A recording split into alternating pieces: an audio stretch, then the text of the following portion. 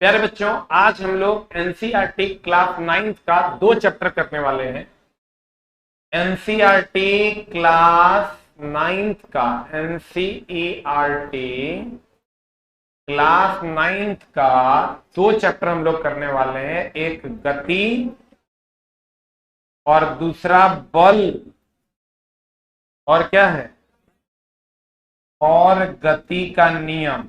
बल और गति का नियम, ये 2 चैप्टर हम लोग आज करने वाले हैं। एनसीईआरटी क्लास 9, एनसीईआरटी एग्जाम्पलर जिसको आप कहते हैं, गति और बल और गति का नियम के 2 चैप्टर हम लोग करने वाले हैं। ठीक है, तो आइए हम लोग शुरू करते हैं। पहला प्रश्न जो कि आपके स्क्रीन पर ये है, कोई कण। आप जब चला क्वेश्चन बनाए होंगे तो आपको पता चला होगा कि सभी क्वेश्चन बुक्स में इधर उधर घूम रहे हैं, बहुत ज्यादा टफ नहीं है आप, लेकिन थोड़ा सा लॉजिकल है, हम लोग अच्छे से देख लेंगे।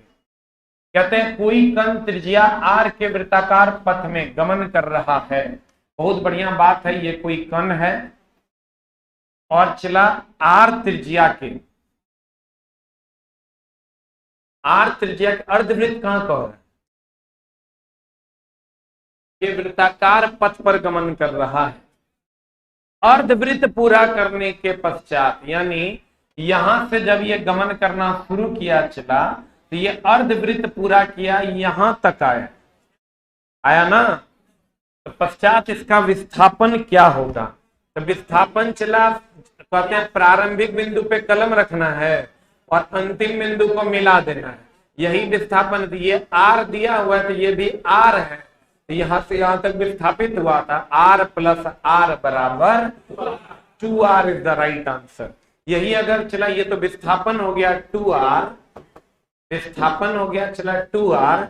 यही अगर दूरी दे देता तो चला एक चक्कर लगाता तो 2 पाई r, आधा चक्कर लगा है तो पाई r, आंसर हो जाता।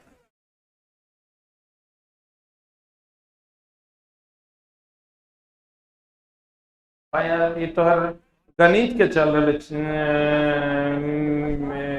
परिधि रे, मतलब ये गणित के परिधि है कि ऐसे करेंगे, ये पाई आर पाई आर 2r। एगो आदमी चला है ऐसे तो फिर ऐसे आ गया, वो आदमी ऐसे चला है, सिर्फ पाई आर हो जाएगा परिधि। इतना मैथ तो हमरो आता है, पाई आर हो जाएगा इसका दूरी। हाँ, तुमको कहेगा बताइए अर्धवृत्त की परिधि क्या है, ऐसा पूछ रहा है क्या, तब पाई आर प्लस 2r कर दे। ठीक है, the right answer is 2r। अगला question, the next one is, अगला क्वेश्चन कहता है किसी पिंड u से ऊर्ध्वाधर ऊपर फेंका जाता है। चलो फेंक दिया, u वेग से ऊपर फेंका जाता है।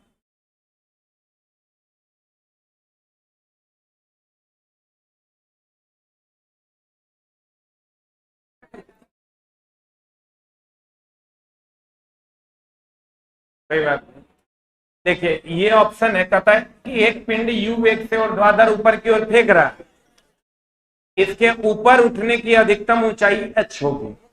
तो चला h होगी तो h का मान मान रहा है, h के लिए तो हमको कहते हैं s बराबर होता है ut माइनस हाफ, ऊपर जाएगा तो माइनस, नीचे आएगा तो प्लस। यहां चला हमको क्या चाहिए, s के बदले में हम h लिखेंगे, h बराबर ut minus half gt square. गौर से देखिए किसी भी इक्वेशन में t नहीं है तो t को हटाना पड़ेगा। तो t को हटाने के लिए क्या करिएगा, चला जी आप लगा दीजिए v बराबर u माइनस gt। यहां से अगर हम u का v का मान किधर गया, v तो 0 हो जाएगा, अंतिम वेग 0 ना होता है, प्रारंभिक u दिया है तो e हो जाएगा u माइनस gt। यहां से t बराबर हो जाएगा u बटा g, यहां से h बराबर u इंटू हो जाएगा u बटा g minus half into g into T square बोले तो u बटा g का होल स्क्वायर। ये हो गया, बढ़िया से देख लीजिए, u स्क्वायर बाय g ई हो जाएगा चला u square by g, g cut जाएगा, half u square by g, मतलब एगो यू स्क्वायर बाय जी में से आधा यू स्क्वायर बाय जी घट जाएगा, तो आधा यू स्क्वायर बाय 2g हो जाएगा आंसर।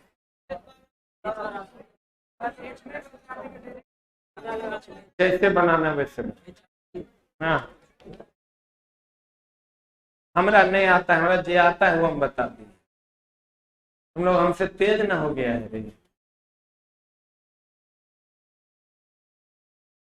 क्योंकि चला एच निकालना है और कहीं पर भी टी नहीं है तो टी को हटाएंगे और टी को हटा के पुट कर देंगे, आंसर आ जाए। एच मैक्स बराबर, इससे भी आप कह रहे हैं कि एच मैक्स बराबर होता है you square sine square theta बटा 2g, थीटा का मान 90 डिग्री ले लेगा, साइन 90 1 हो जाएगा, यू स्क्वायर बाय 2g हो जाएगा आंसर। यो बात हम ही बताए हैं, ऐसा नहीं है ये तो और ससुर आके बता दिया, जैसे दिल करता है वैसे बता, वैज्ञानिक न है रही।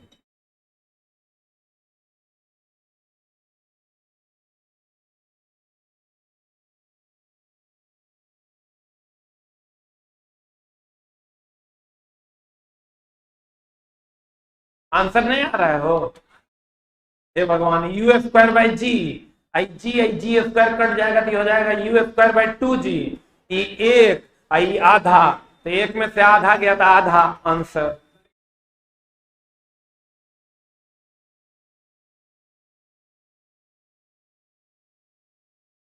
अच्छा अच्छा, यहाँ पर u हो जाएगा, हाँ तो u हो जाएगा तो नहीं हो जाएगा u square by g, u square. ठीक है, भावनाओं को समझो। अगला क्वेश्चन, अगला क्वेश्चन कहता है किसी गतिमान पिंड के लिए विस्थापन तथा दूरी का अंतिम अनुपात क्या होगा।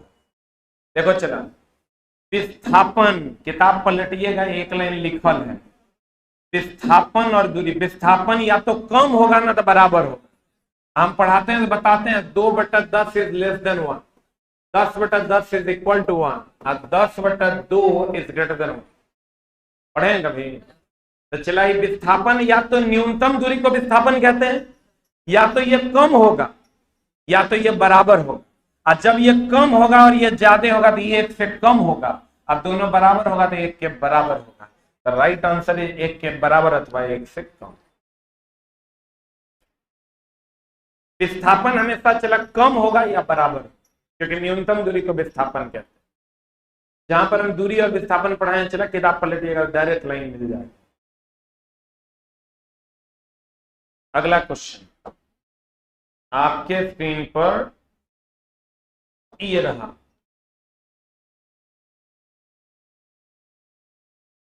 कहता है क्वेश्चन कि यदि किसी पिंड का विस्थापन समय के वर्ग का अनुक्रमानुपाती हो, एस बराबर होता है UT plus half eighty square, ध्यान देना, यू का मान तो प्रारंभिक वेग 0 होता है, बराबर हाफ ए टी स्क्वायर, बहुत बार क्लास में भी क्वेश्चन हम बताए हैं। तो चला कहता है यदि विस्थापन समय के वर्ग का अनुक्रमानुपाती हो, ये चला अनुक्रमानुपाती कब होगा, जब ये दोनों कांस्टेंट होगा, कांस्टेंट हटाएंगे तभी ना अनुक्रमानुपाती का चिन्ह देंगे, समानुपाती टी स्क्वायर तब हो जाएगा जब ए का मान क्या हो जाएगा, यानी त्वरण का मान नियत हो जाएगा, यानी एक समान त्वरण हो जाएगा आंसर। क्योंकि आपको पता है कि ए समानुपाती बी होता है, ए बराबर क्या होता है के बी, तो यानी कांस्टेंट हटेगा तो समानुपाती आएगा, समानुपाती हटेगा तो क्या आएगा, कांस्टेंट आएगा।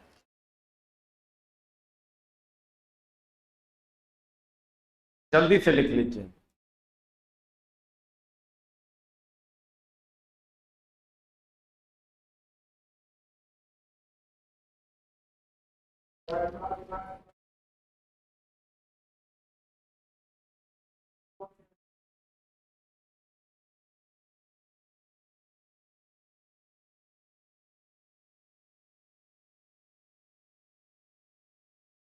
इतना स्लो लिखता है रे,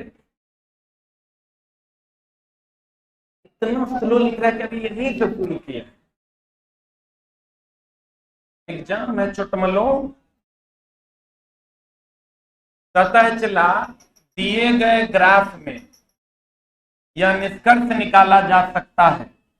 आप अगर ग्राफ पढ़े होंगे, किताब में लिखल है, पढ़ लीजिएगा। ये एक समान वेग का ग्राफ है। देखिए कहीं पर है क्या होगा आंसर? ए की बी की सी एक समान गति कर रहा है। एक समान गति करेगा तो त्वरण का मान क्या हो जाएगा? 0। लेकिन ये सेकंड ऑप्शन होगा और ये पहला ऑप्शन होगा, क्योंकि एक समान गति है तब त्वरण 0।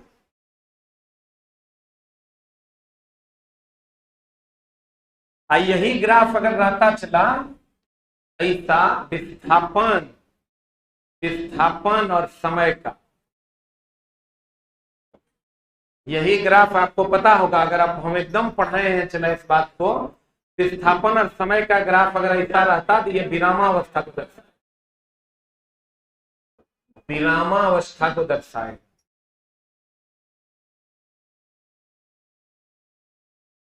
वेग समय ग्राफ होगा तो एक समान वेग को दर्शाए।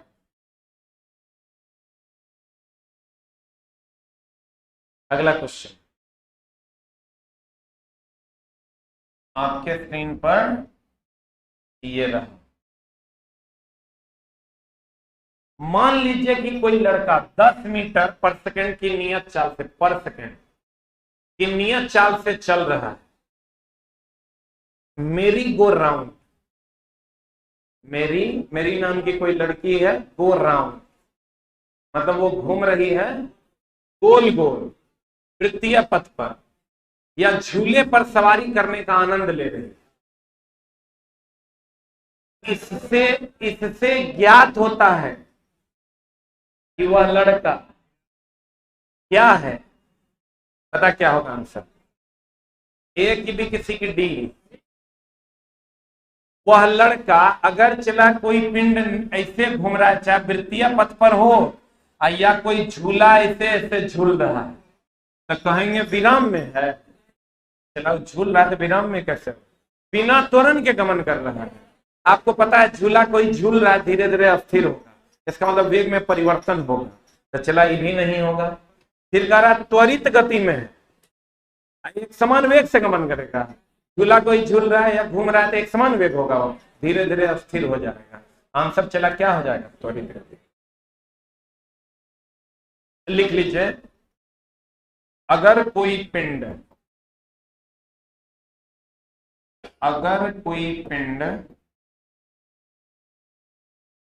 झूला झूल रहा है तो झूला झूल रहा है तो उसका वेग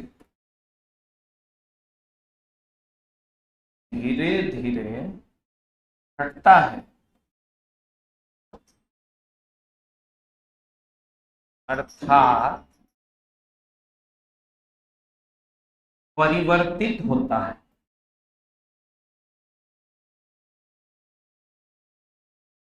इसलिए इस गति को त्वरित गति कहते हैं।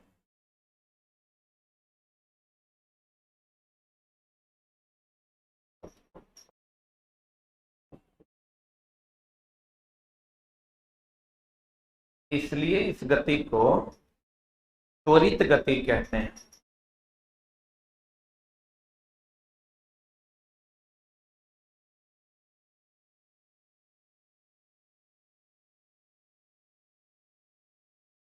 इसलिए इस गति को क्या कहते हैं? त्वरित गति कहते हैं। The next one is,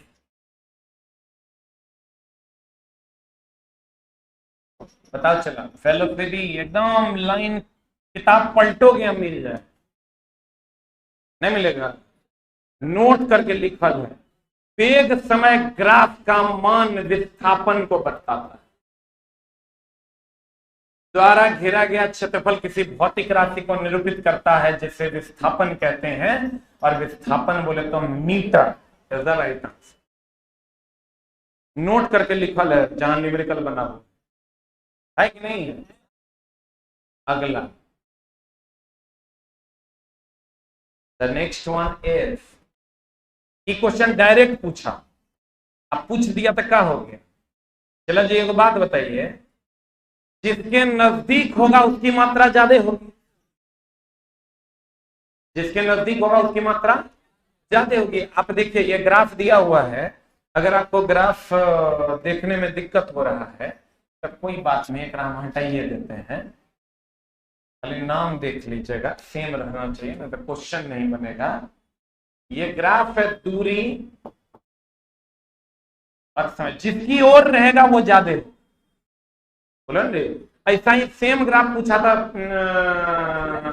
resistance के लिए, तो रेजिस्टेंस, जो रेजिस्टेंस करंट की ओर होगा वहां करंट ज्यादा होगा, और करंट ज्यादा होगा मतलब रेजिस्टेंस कम होगा। लेकिन यहां ऐसा नहीं है, यहां ये है, ये है, ये है, ये एंड ए, चारे को है ना, ए बी, ऑर्डर गड़बड़ है, चला डायरेक्ट नहीं है। सी की, सी जो है वो दूरी की ओर है, मतलब ज्यादा दूरी किसमें ट्रेवल होगी, सी में। दूरी कब ज्यादा ट्रेवल करेगा, जब वेग ज्यादा होगा। तो चला दूरी जो है वो सी की सबसे ज्यादा, डी की उससे कम, ए की उससे कम और बी की सबसे कम। तो वेग जो है सी की सबसे ज्यादा, डी की उससे कम, ए की उससे कम, बी की सबसे कम। पढ़िए क्वेश्चन कहता है, कार ए की चाल, कार ए की चाल डी से अधिक है कि डी की चाल अधिक है? कार ए की चाल अधिक है, गलत है। कार बी सबसे धीमा है, सही है। कार डी की चाल सी से अधिक है, डी की जो चाल है वो सी से अधिक है कि सी अधिक है? खत्म। कहता कार सी सबसे धीमा है, सबसे तेज है, आंसर।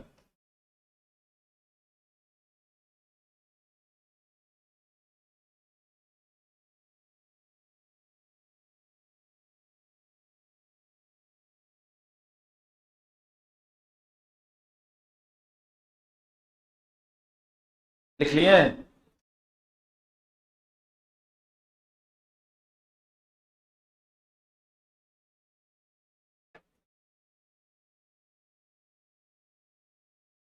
अच्छा चला, अब एक बार सोच के आप देखिए, अभी तो हम एनसीईआरटी आपको पढ़ा रहे हैं, ये वो थ्योरी है जो किताब में नहीं है। एक थ्योरी आप बता, जब हम पढ़ाएंगे पूरा, एक थ्योरी टोटल है, खाली क्वेश्चन का लैंग्वेज अलग हो सकता है, पूछने का तरीका अलग हो सकता है। लेकिन चला थ्योरी क्या, ये थ्योरी आप नहीं पढ़े हैं, दूरी और समय का ग्राफ आप नहीं पढ़े हैं, टाइम ग्राफ विस्थापन देता, डायरेक्ट लाइनें लिखा, आप पढ़िएगा तो सर आपको खुद एहसास होगा। अगर आप बुक और इसको मिलाने की कोशिश कीजिएगा तो आपको एक वो लाइन ऐसा नहीं है चला जो बुक में नहीं लिखा, सेम है, सेम नहीं, किताब से सेम है। हमको अगर चला कहेगा ना कि पूरा एनसीईआरटी 9 10 का आप अपने किताब में घुसा दीजिएगा तो क्या कीजिएगा? हम कहेंगे 15-16 को रिएक्शन डालेंगे, आप 25 को क्वेश्चन डालेंगे।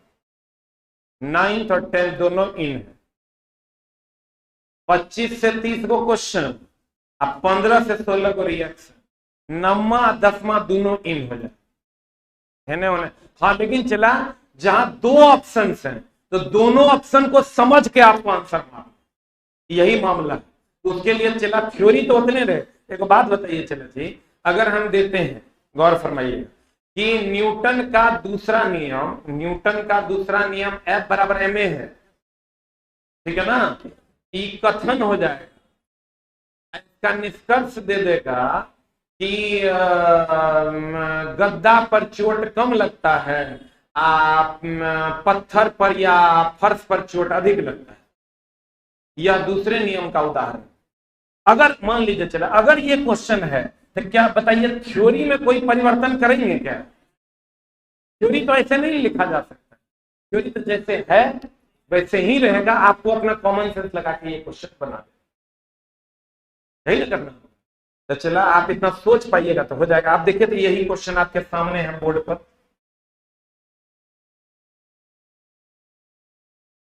8 नंबर सवाल में डाउट है? बोलिए क्या डाउट है?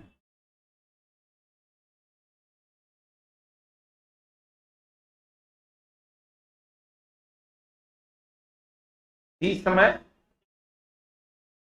बी का, सी का, सी समय ज्यादा ले रहा है, बी ज्यादा ले रहा है।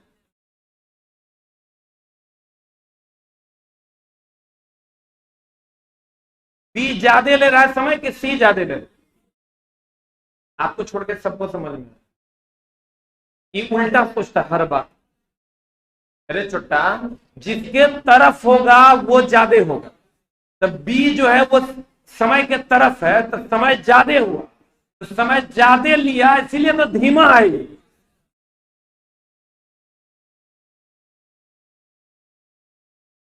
नहीं हुआ हो? आप हर बात को उल्टा क्यों सोचते हैं? समझ गए ना? अब हमरा क्यों समझा? हमार समझल, अगर ये बी जो है चला, ये बी समय के तरफ है तो बी ज्यादा है, समय ज्यादा हो। तो समय ज्यादा कब हो? जब धीमा चलेंगे कि तेज चलेंगे? सिंपल सा बात है, लेकिन इसको चला समझना पड़ेगा। अगला क्वेश्चन, अगला चैप्टर में हम लोग चले गए हैं क्या? एक क्वेश्चन और है, 9 तक है। अच्छा 11 तक है, कोई बात नहीं। चलिए अगला क्वेश्चन देख लेते हैं। वेग समय ग्राफ की प्रवणता, देखो पीछे रह गया। अच्छा ये तो बना ही है ना चला। कौन सा ग्राफ एक समान गति को निरूपित करेगा? एक समान गति, ई चला,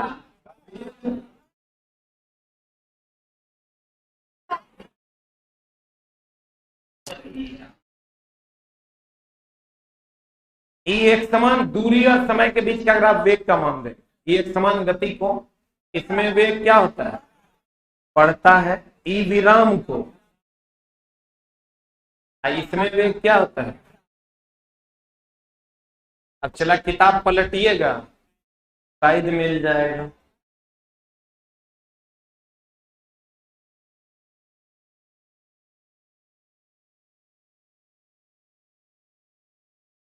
अभी ये चला कोई बोलता कि एनसीईआरटी से पूछ रहा है, इसके किताब से नहीं पूछ रहा है। ये चला हमारे ससुर के किताब में है, ये किताब पलटिए तो नहीं मिलता है। ये ग्राफ भी मिलेगा, ये भी मिलेगा, ये भी मिलेगा, ये भी मिलेगा, चारों ग्राफ उपलब्ध। आप खोल के एक बार पलट के देखिए तो आपको पता चले। हम बोले न चला 25 गो रिएक्शन, अब 25-30 गो क्वेश्चन इन करेंगे, खत्म। अब मुश्किल से 4-5 लाइन का थ्योरी, 4-5 गो टॉपिक, जैसे हाइड्रोकार्बन और हेटेरोकार्बन एक नया मिला है, हम सबका लिस्ट बना दिए हैं, 2 पेज अलग से जोड़ दे, ये हो जाएगा। आंसर बताओ, आंसर बताओ। वेग समय ग्राफ की प्रवणता, त्वरण। अचला दूरी समय ग्राफ की प्रवणता, चाल या वेग, दूरी और समय ग्राफ की प्रवणता। ये चला कैसे निकालिएगा आपको पता होगा सर। चला देखो, त्वरण बराबर होता है वेग बटा समय, चाल बराबर होता है दूरी बटा समय, और वेग बराबर होता है विस्थापन बटा समय। तो देखिए, वेग और समय की प्रवणता त्वरण का मान देगा, दूरी और समय की प्रवणता चाल का मान देगा, विस्थापन और समय की प्रवणता वेग का मान। पढ़े हैं कि नहीं? आंसर बता दीजिए क्या हो जाएगा। C for cat.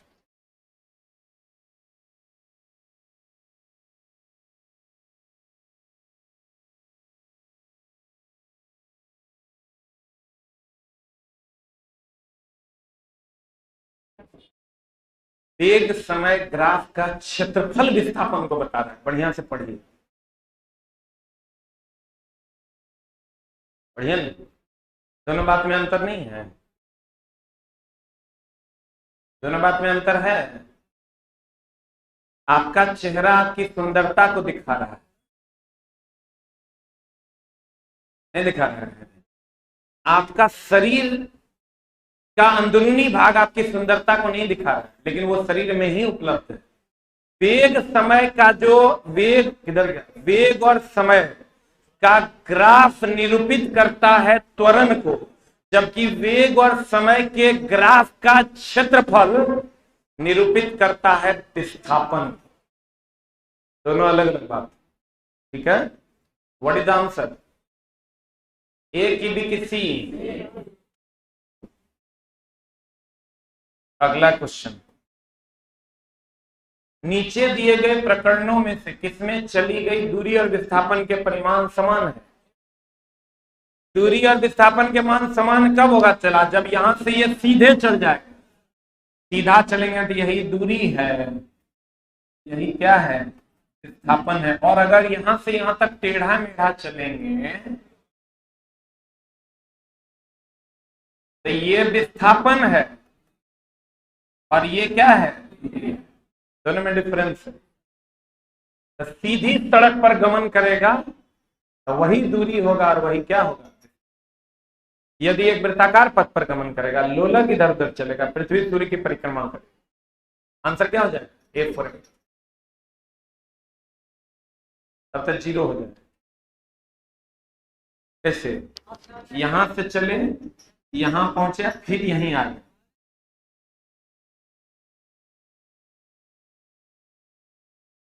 आपके हिसाब से कौन सा आंसर होगा?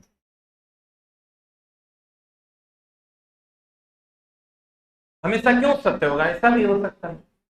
हम कहां कह रहे हैं हमेशा सत्य हो? 0 कहां कह रहे हैं? चला जी, जब यहां से यहां तक आप सीधे चले जाइएगा, 4 मीटर यहां से यहां गए तो विस्थापन कितना? 4। और दूरी कितना? 4।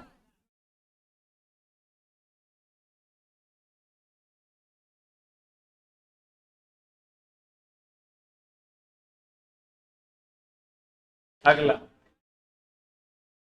अगला चैप्टर है, चला बल और गति के नियम। सरल रेखीय पथ के अनुदिश, किस पथ के अनुदिश? ये लीजिए, चला सरल रेखा पर गतिशील है। एक तो या तो सरल रेखा होगा या तो क्या होगा? वृत्तीय गति होगा या वक्र रेखा आप पढ़ सकते हैं।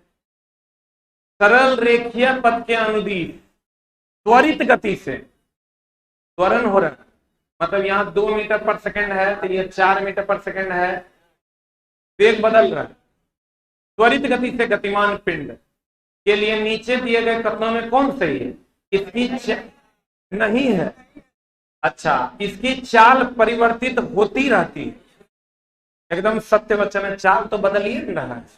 2, 4, 6 तब चला त्वरित गति से चलेगा। त्वरित गति से चल रहा है मतलब एक्सीलरेटर दे रहे हैं, बोलेंगे। फिर कहता है इसका वेग सदैव परिवर्तित हो चाहिए, इसका यह सदैव पृथ्वी से दूर जाएगा। ये बात के कोनो मतलब है? हम ऐसे जा रहे हैं तो हम पृथ्वी से दूर जा रहे हैं, तो चला यही उत्तर हो जाए। इस पर सदैव एक बल कार्य करेगा। ऑब्वियस सी बात है, अगर त्वरण है इसका मतलब बल लग रहा है।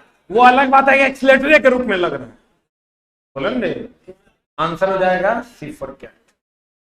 Any doubt? The next one is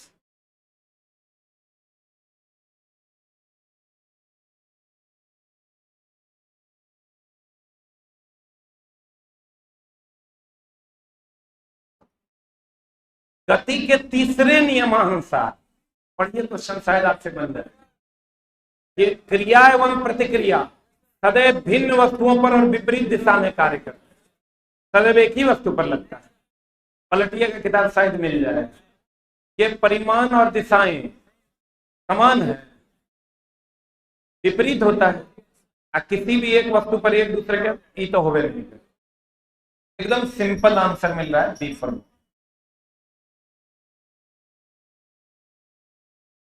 चला जी, पढ़िए क्वेश्चन।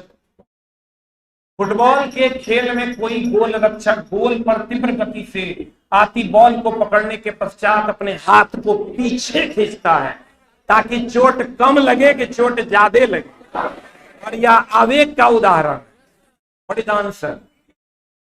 बॉल द्वारा हाथों पर लगाए गए बल को बॉल पर अधिक बल लगाने के लिए हाथ पीछे खींचता है तथा संवेग में परिवर्तन की दर में वृद्धि के लिए संवेग में परिवर्तन की दर कमी के लिए हाथ पीछे इसलिए खींचता है कि समय का मान बढ़ेगा और लगने वाला बल घट जाएगा। और यह एग्जाम्पल है आवेग का, और आवेग बराबर होता है बल गुना समय। डी नंबर, डी का चला इससे कोई लेना देना ही नहीं। D does not have a meaning. D तब होगा जब चला गति की मात्रा की बात हो। जब ये चला गद्दा पर कूदे चोट कम लगा, हाथ पीछे किए चोट कम लगा, ये सब एग्जाम्पल है आवेग का, और आवेग में समय बढ़ता है और लगने वाला बल घटता है।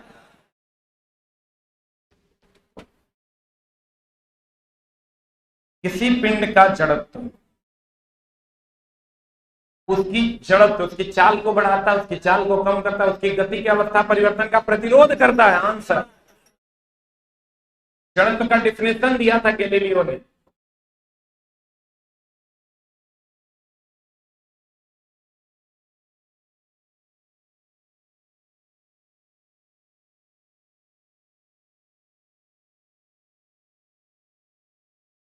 अगला,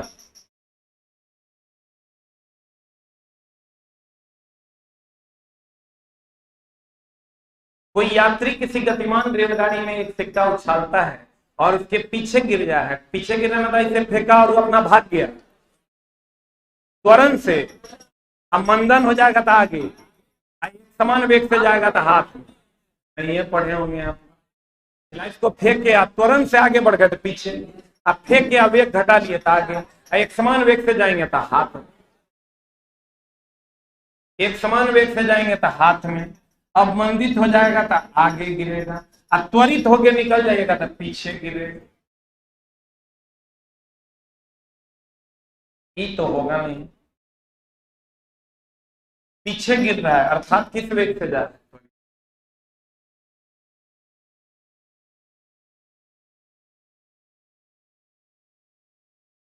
हो गया। अगला क्वेश्चन, 2 केजी द्रव्यमान का कोई पिंड घर्षणहीन क्षैतिज मेज पर 4 मीटर पर सेकंड के नियत वेग से फिसल रहा है। इस वस्तु को इसी वेग से गतिमान बनाए रखने के लिए आवश्यक बल का मान कितना? चला देखिए, बड़ा सुंदर सा क्वेश्चन। क्वेश्चन का रहना है इसी वेग से, इसी वेग से मतलब त्वरण का मान 0। अब त्वरण का मान 0 कब, मेरा वेग कब नहीं बदलेगा, मेरे वेग में परिवर्तन कब नहीं होगा, जब हमरा कोई धक्का नहीं देगा। तो त्वरण का मान 0 होगा अर्थात बल का मान 0। आंसर,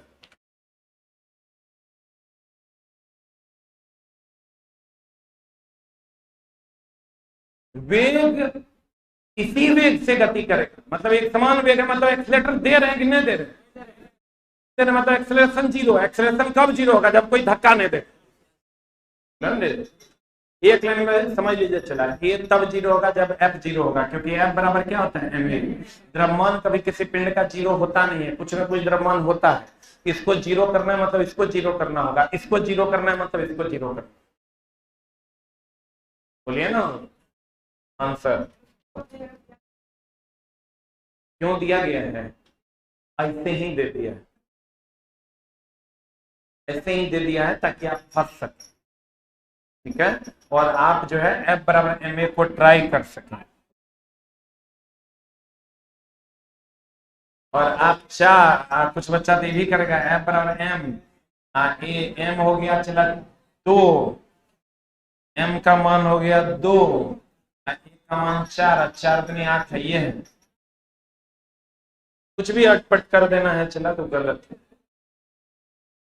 ये तो चला शायद आप नहीं पढ़े होंगे कभी, पॉकेट संवेग संरक्षण का सिद्धांत। अगर इसका दूसरा ऑप्शन क्या है चला, सेकंड ऑप्शन है न्यूटन का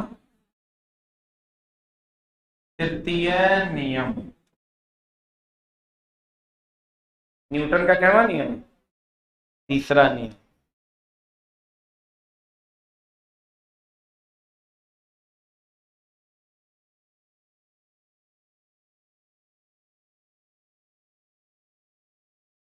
दो बटा तीन ऊंचाई तक जल भरा है, पूरा नहीं भरा है। कितना भरा है? एक टैंकर है चला, इसमें 2/3 ऊंचाई तक जल भरा है। कोई टैंकर एक समान चाल से गतिमान है, 2 मीटर पर सेकंड से मान लीजिए गतिमान है। अचानक ब्रेक लगाते हैं, तब ब्रेक लगाने पर टैंक में भरा जल क्या करेगा? पीछे की ओर जाएगा। आगे जा रहा है तो आगे जाना चाहेगा, आगे जाना चाहेगा तो क्या होगा? प्रभावित नहीं होगा। ब्रेक लगा दें, चल रहा ब्रेक मार देगा, ये ऐसे ही रहेगा, ये नहीं होगा। पीछे की ओर गति करेगा, ये भी नहीं होगा। ऊपर उठ जाएगा, ये भी नहीं होगा। आगे की ओर गति करेगा, इसका कारण क्या होगा? गति का जड़त्व कि विराम का जड़त्व? चला, गति से रुकेगा मतलब गति का जड़त्व, इसको कह देंगे चला गति का जड़त्व। कोई अपनी जगह से नहीं उठेगा।